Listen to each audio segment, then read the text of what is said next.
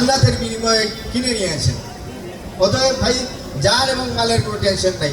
ইয়ামামার যুদ্ধে একটা কথা মুসাইলামাতুল কাজ্জাবের যে উপদেষ্টা ছিল সে বলেছিল, এটাই আমাদের সাফল্যের মূল মন্ত্র, যে জিজ্ঞেস করেছিল যে এত সামান্য মুসলিমদের বিপক্ষেও কেন আমরা এত বেশি মানুষ হয়ে পাচ্ছি না।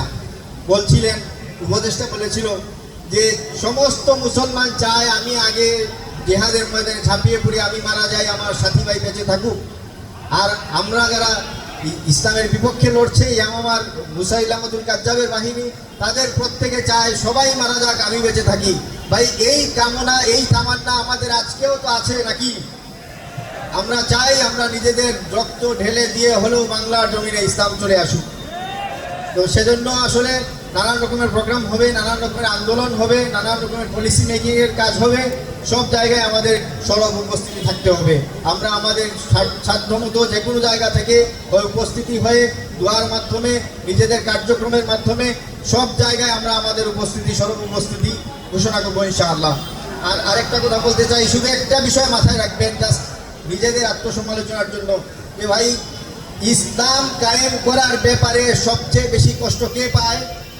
শয়তান।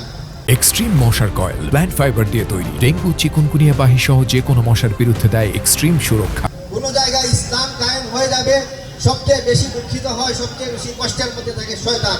তারপরে কষ্ট হচ্ছে ক্রমান্বয়ে শয়তানদের, দোসরদের। এখন আমরা আমাদের নিজেদেরকে প্রশ্ন করি, আমাদের ফ্রেন্ড সার্কেল, আমাদের ফ্যামিলি, সব জায়গাতে আমরা আমাদের এই প্রশ্নটা রাখবো যে ইসলাম কায়েম করার ব্যাপারে কারা কারা বিরোধী হতে চায়, কারা কারা শয়তানের দোসর হতে চাই। আমরা ভাই আল্লাহ তাআলার সৈনিক, আমরা আল্লাহ তাআলার হিজবুল্লাহ, আমরা আল্লাহ তাআলার দলের মধ্যে থাকতে চাই, আমরা শয়তানের সাথে থাকতে চাই না। অতএব আমি আশা করি যে আমরা আমাদের সর্বোচ্চ দিয়ে এই বাংলার জমিনে ইসলামকে কায়েম করার জন্য চেষ্টা করে যাব জীবনের শেষ দিন পর্যন্ত। আল্লাহ তাআলা আমাদের সবাইকে তৌফিক দান করুন। ওয়া আখিরু দাওয়ানা আলহামদুলিল্লাহি রাব্বিল আলামিন।